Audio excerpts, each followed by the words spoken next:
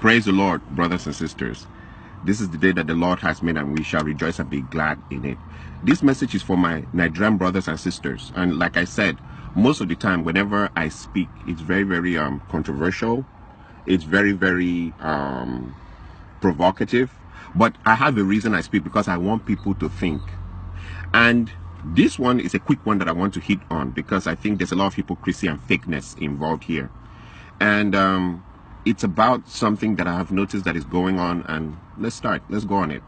A few days ago, a friend of mine called me, and he was telling me about something that happened to a guy over here.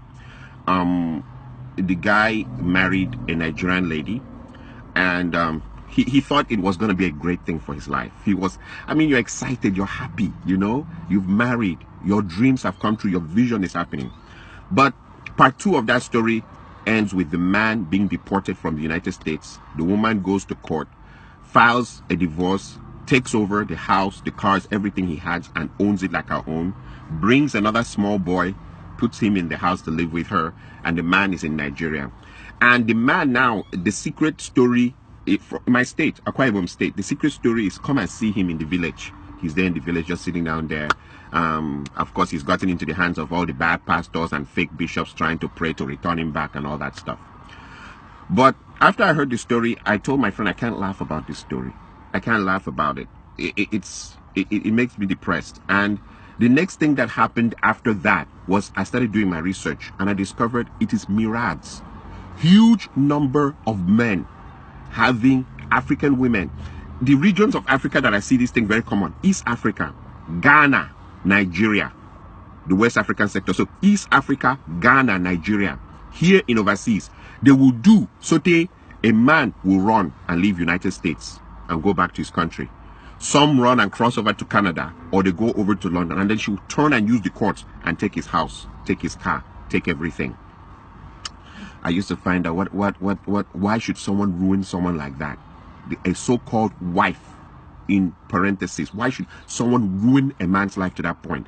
And I know stories, I could mention names here, of people who were a little bit more lucky. They ran from maybe London or even Canada, went back to Nigeria, joined politics and survived, married another wife, and were okay. But the idea that the initial version of your story led to you running from where you went to build a life, because not everybody was lucky to join politics and finally do a business and make it. They are stranded. It's just horrific. So today, when I thought about it, here are the thoughts that came into my mind. Number one, Nigerian women have no cultural identity. Nigerian women, East African women, women from Ghana, they have no cultural identity. And I'm going to explain to you what I mean. You see, I work in an industry which is information technology.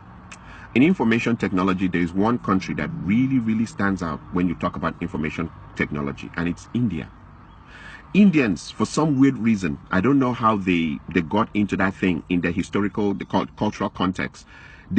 Everybody maybe went in for IT. The whole country made a powerful reference to IT, just like China made a huge push into industrialization that deals with tools. The idea of having the tools to make a car or make a shoe, heavy industrialization that they can use to serve the world. India went into this heavy thing about information technology. In my 12 years of working in information technology, everywhere I go, it's loaded with Indians. If the information technology, for example, if a place has maybe 20,000 workers, I'm talking about a huge place, in which maybe 10,000 of their workers are engineers, software engineers, computer engineers, so on and so forth. I can assure you that of the 10,000, 9,500 will be Indians. So what has been my exposure there? Indian women. They're the one, they're 4 feet, some of them little 4 feet, things, small things that are making dream money. They came direct from their village into the system, and they're making 180,000, 190,000, 200,000 dream money. But there's a strange thing I notice about them. As they come to work, they're wearing their native wear. That thing that they tie and hang on their neck with that dot here. Another strange thing I've noticed about them is you will never, ever, for all my years, I stayed in the United States, I was born here. In all my years of staying here, you'll never hear the Indian women dragging their men to the American court system for divorce. It is our women that use the American court system to destroy our men. They bring the court in to help them destroy the men. You will never hear Indian women doing that thing. You will never hear women from China taking Chinese men into the American court system to destroy them with divorce. You will never hear women from Korea dragging their men in huge numbers into the American court system to destroy them. But when it comes to African women, East Africa, Nigeria, Ghana, when it comes to African women, they just drag their men into the court system. One of the things that I noticed in this system or in this problem is poverty. Bring these Indian women, they're making 150,000, 180,000. They don't drag their men into court. Plus, sometimes, like in most places, all the places I've ever worked in information technology, they'll have one car. Not that I'm supporting that behavior, but there's something strange on why I see them. They have one car. They wait for their husbands. Even if their husbands are working 2 hours overtime, over their time, they'll wait. Some of them pregnant, waiting for their husbands. When it's finished, they go into the same car with their husband and drive home. I watch Indian women and women from so many other places. They're not crazy about the Louis Vuitton, Gucci, all the designers wears. They're not even interested. Indian women, I meet them. They've been here 15 years, 20 years. They still keep their accent. They still speak as if they're living in India. But when I meet our women, and our women, all that they have to do is just get to a level of where they're making 50,000, 60,000, 70,000 or 80,000 a year. I'm talking about small money. Small money. Immediately the marriage is in danger. And they change. They start bleaching. And they start talking, sure, yeah, sure, yeah, sure. Yeah, I went, oh my God, I went to New York. And I'm like, even I who was born here, I don't speak like that. I look at others like the Chinese. They can't speak English very well. You know, and their women may be driving very expensive cars that belong to their husbands.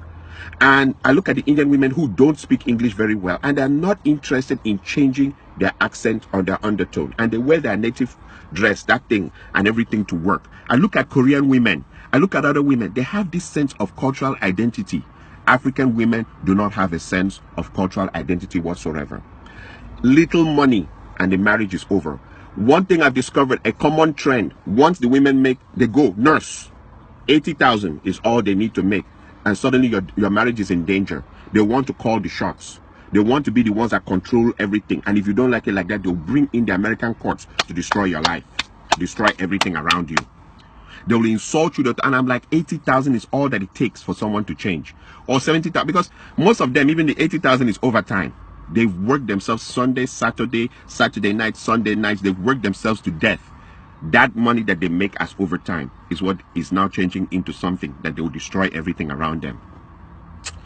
You know, the part that I see also is that a lot of, and I remember whenever I make my videos, I refer to bitch-ass men. Bitch-ass men. It has come to a point where we really can't define marriages in the African context anymore in the United States, because the man is changing diapers, he's washing the plates, he's sweeping the floor, he's cooking. Most men now have to cook to keep their marriages intact. He's picking the kids and dropping them. Like in what, like I've seen the experiences. I don't need to go far. I don't want to go to, you know, but the woman is shouting at them, where's the child's belt? Where's the child's socks? Where's the child's everything? And the women go around telling everybody, we are partners. There's nothing like head of the household. We are partners. Okay. So the men are doing everything in the women's role and also doing everything in their role. And they also keep their jobs. And that is supposed to be the perfect. If you don't do like that, they'll call American court on you. This partner thing, I've seen people try it, and it leads to disaster. Like he says, okay, so since I'm the one doing the laundry and washing the plates and cooking the food, can you help me change that bulb? No, that's a man's job.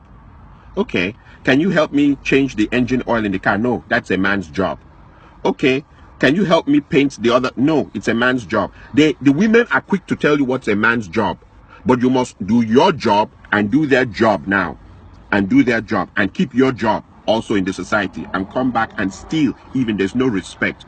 You are supposed to be submissive, or the marriage ends on your head. And when you look into it, she started making $80,000. And I compare that with the Indian women who make 150,000, 160,000, 180,000. And don't forget, this is India, where they kill. I mean, a woman just saying no to the husband, they start the honor killings. The men are not romantical. They're hardcore. They're very, very, they're very, very hardcore. the way they order their families about and their women about. They're not romantic. They're not taking their women to Dubai. They're not buying Louis Vuitton and expensive perfumes and undies for their women. They're not doing any of that. And when they come to work, they're smelling of turmeric and all those things that they put in their food. Their men don't spray. I mean, some of them, they come and I see the same jeans, the same shirt for years. But their women stick to them with the kind of money they're making. Even the Hispanic women, I look at them, their men are poor. I mean, they all cross from the desert now into this town. They cross from desert, enter this town.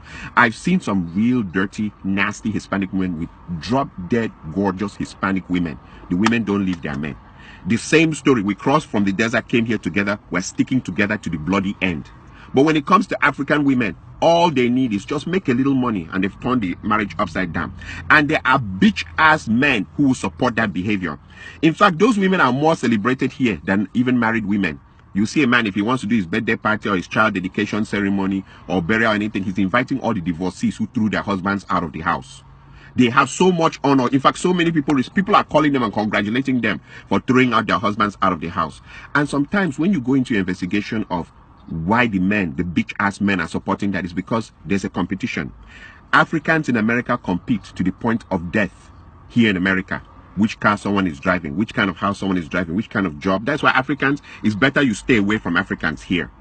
So since everybody's competing, if the woman can turn her house upside down and destroy it, she's already done the job for the man's enemies out there.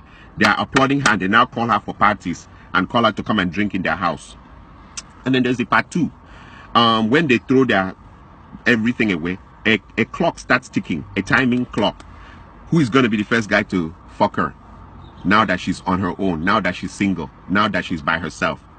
And it leads to a proverb from my area. There's this famous proverb from my area. They say that there's nothing as shameful as a big woman to uncover white hair for small boys to enter. White hair. Small boys will enter, come back with stories how they slapped that ass, how they shaked it up and how they run it around and stuff like that. And you'll be like, and in her mind, she's showing this attitude. She'll go onto her Facebook website and right there, I'm too blessed to be depressed. As they go lower, we go higher. Yep, we girls are flying higher. Hashtag liberated sisters. And then you wonder what is wrong with African women. Ghanaian community is the first community I've seen that fourth marriage, people fool. Fourth marriage. And if you put your ear to the ground, they're still blaming the men at the fourth marriage of the woman. She's married, the first one divorced, second one divorced, third one divorced, fourth marriage, they fool.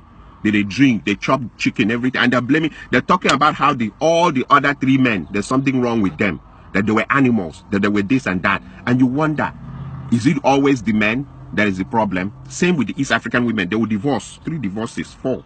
Somehow the story will be twisted. It's always the man's fault.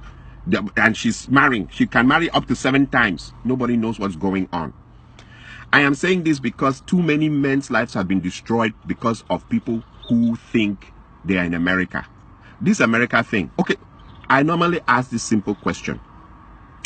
What if a man became very rich and he had a house in America and he had a house in Canada and he had a house in Germany and he had a house in Japan? He had houses all over the place. What happens there? Is it going to be that as you bring a Nigerian or a Ghanaian or an East African woman to your house in America, she acts American? Then when you cross her over to the house in Canada, she now acts like she's Canadian.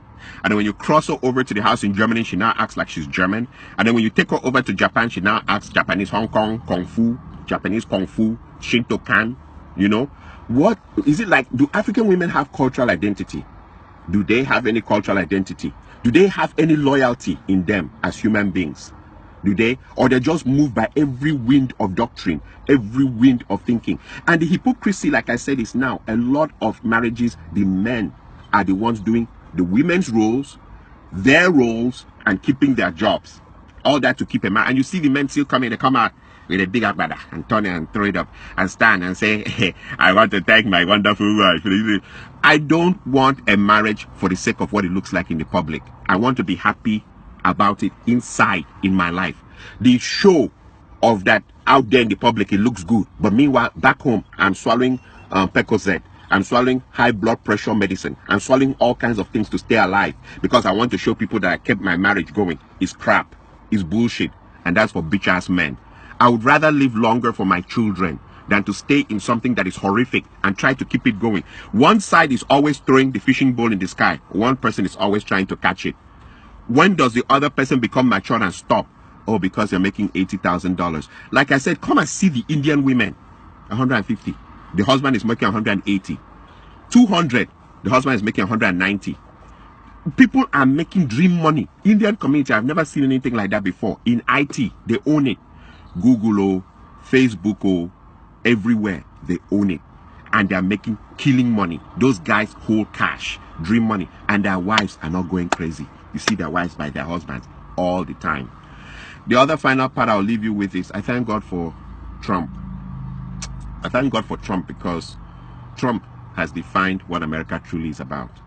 When you come to a situation where a man, he's speaking on behalf of millions of people, talking about how he sees things, how he understands things from these millions of people who voted him in, you will understand that for you to come to this country and destroy your life, you're the most stupid person on earth. Trump make it clear that if you're a minority, we don't count you among people. And these are the owners of the land talking about that. If you're a minority, we don't count you. And you see other minorities, like I said, the Indians, the Koreans, the Chinese, other minorities, it's like they intrinsically know this is not their land. So when they come here, they hold themselves. It's not something you need to break your family apart over. It's not something you need to go crazy about. And you're 40 years old and you're now wearing mini and going back to the club. Nobody goes crazy except African women, Ghanaian, Nigerian, East African. They go crazy. They go crazy. And I'm glad Trump has told them it doesn't matter how you do. Sure. Oh, yeah. That we still don't count you as part of us. We don't. We know where you're from. And that it doesn't matter how much money you make here. It's because we let you stay here. And I'm glad that he has pointed it out and cleared it out and activated it. So that when you now take your husband or take your wife into that system that doesn't regard you as something and destroy everything, I glorify God. Because some people have wisdom and some people do not. And I also thank God for that the bitch ass men who are rejoicing on how other men's demise, like they're rejoicing that other men were destroyed that way, you know, so that, you know, so because it has lowered the competition. Now I have won. I'm going up. He's coming down. That God will punish them. God will never. Since you can't rejoice in people doing well, but you're waiting for people to go down so that it can. If is that what you needed to be victorious, then you're fake. You're as fake as it gets. You needed his wife to turn on him so that you can win. That is why you're all everywhere. Divorced women are being celebrated as the best women in earth here in America. Everybody call them for parties, call them everywhere, give them money, do everything, and sleep around with them, because that's the thing. You're all sleeping around with them. Nonsense. Oh, and by the way, I want to also finally use this to kill one argument. The argument, I hear a lot of men now saying, they're cursing their fathers. That our fathers who didn't sweep the floor, wash the plates, cook food, change the diapers, totally emasculated. I mean, men are totally emasculated. They're doing everything, doing the laundry. That our fathers who didn't do that were useless. We're better than them because we're doing our role, the women's role. We're Superman. We're doing the women's role, our role, keeping our jobs, taking care of the children. The children are now coming to ask us for the socks and their belts and where their sandals are, and they don't know where and they're coming to ask us to iron their clothes, and we iron our own clothes on top of that. We're doing everything. The woman's job now is just to comb her hair and look at herself in the mirror, and when she's tired and she has choosing and sitting down spending an hour trying to find the right dress, and then she gets into the car and drives to work. You're doing everything. And that in that world we're saying that our fathers were stupid, that we are better than them. No, we're not. Maybe we are the ones that will have a shorter lifespan in the end of this story. So you know what, I'll leave it at that. Like I said, I normally say very controversial things, and I speak for just a group of men, not all men though, because there's too many bitch ass men now, men who are not real. I know how the reaction will be here. You guys can come in and insult me and talk whatever you want to talk, but I've put my point down. African women have no cultural identity, and I think their background of poverty has made them that when they see small money, they lose control of themselves. Thank you.